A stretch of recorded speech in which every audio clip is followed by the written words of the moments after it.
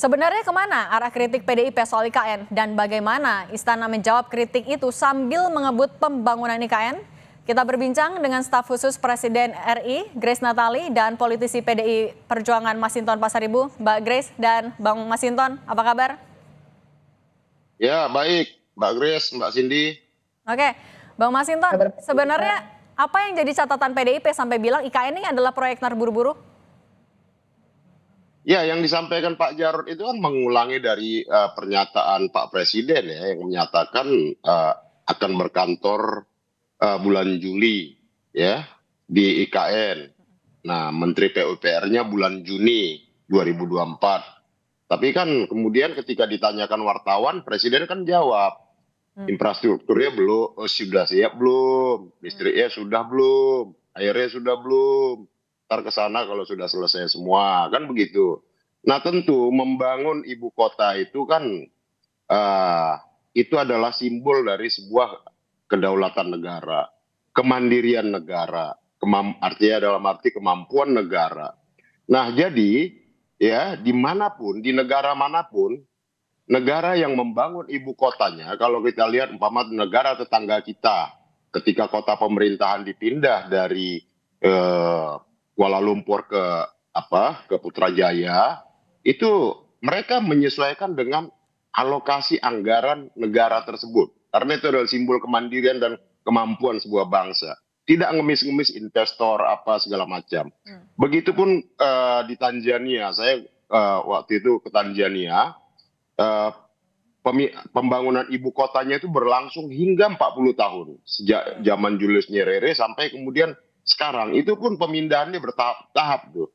Kantor itu parlemennya dulu, baru kemudian diikuti presiden. Kemudian sampai sekarang aja kantor kedutaan besar Indonesia di Tanzania itu masih di kota lamanya, di Dar es Salaam namanya.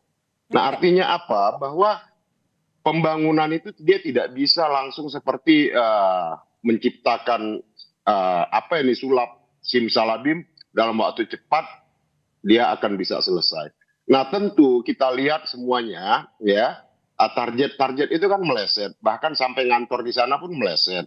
Nah artinya apa? Bahwa eh, presiden menyampaikan target sekian, nah kemudian kan direvisi sendiri oleh presiden seperti itu.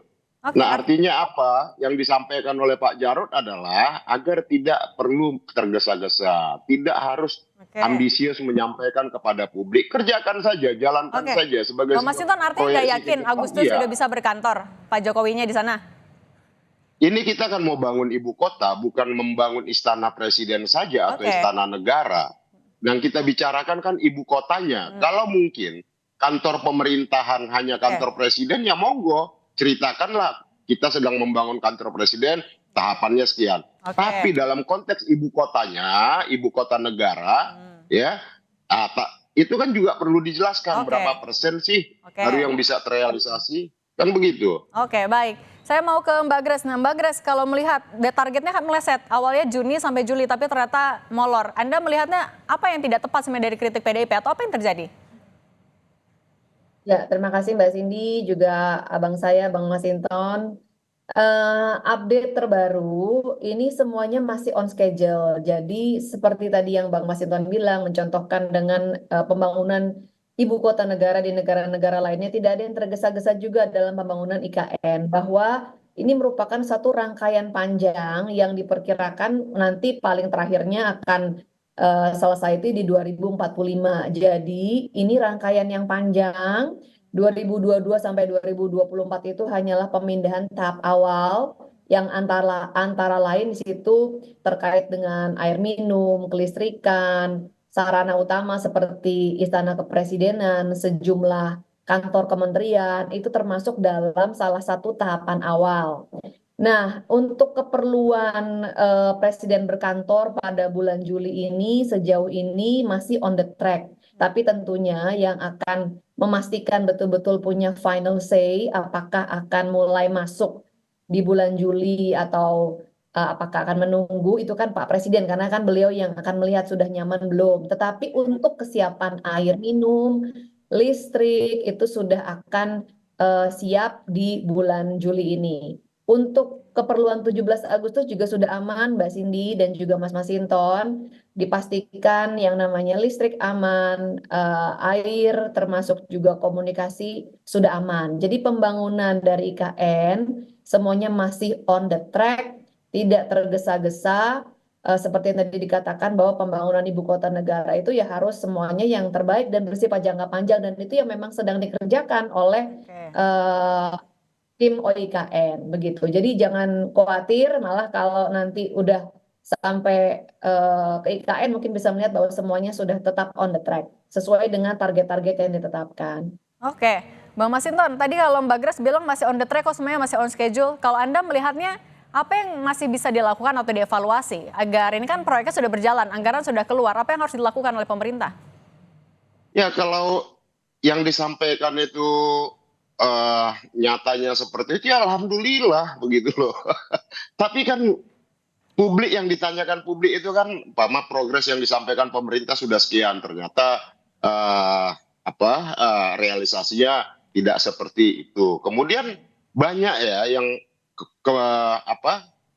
capaian-capaian yang disampaikan pemerintah kemudian diralat sendiri oleh pemerintah. Nah itu yang menjadi pertanyaan publik gitu, ya ya. Nah kemudian kalau kita lihat mengejar target untuk perayaan 17 Agustus yang saya khawatir malah jadi perayaan kemerdekaan itu kehilangan makna kemeriahannya. Kita memaksakan sesuatu di tempat yang memang sama sekali tidak siap, maka maknanya itu yang diselenggarakan oleh negara ya, itu malah jadi lebih meriah acara 17-an yang diinisiasi oleh masyarakat di desa-desa, di gang-gang begitu ya.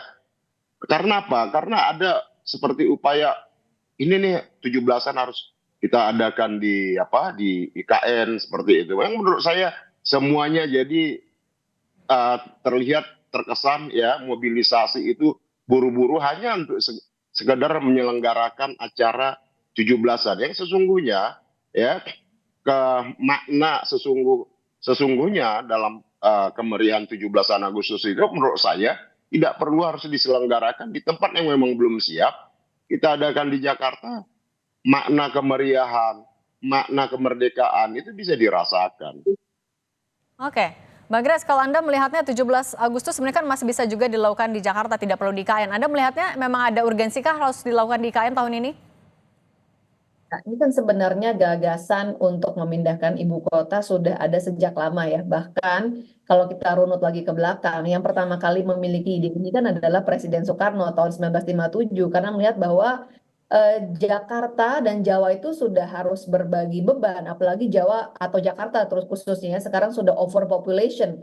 Jakarta adalah the fastest sinking city in the world gitu kan, yang paling cepat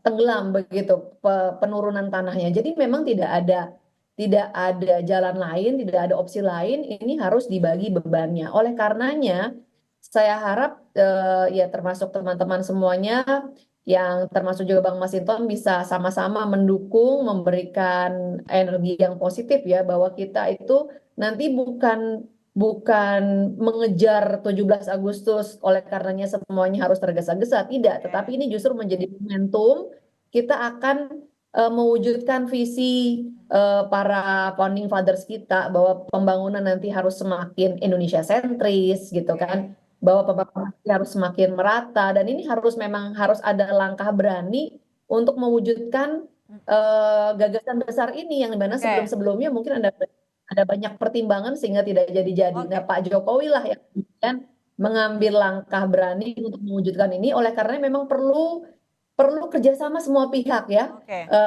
Dan kita support, kita terima tentu semua masukan, mohon sabar, ini semua sedang dikerjakan. Yang pasti tidak ada tergesa-gesa, semuanya akan memenuhi kualitas yang terbaik sebagai standar sebuah ibu kota negara. Oke, baik, kita akan lihat progresnya terus pembangunan IKN sudah sejauh mana dan akan sesuai dengan target atau tidak. Terima kasih politisi PDIP Bang Masinton Pasaribu dan staf sus Presiden RI Mbak Grace Natali. Terima kasih sudah berbagi di Kompas Petang. Sehat selalu.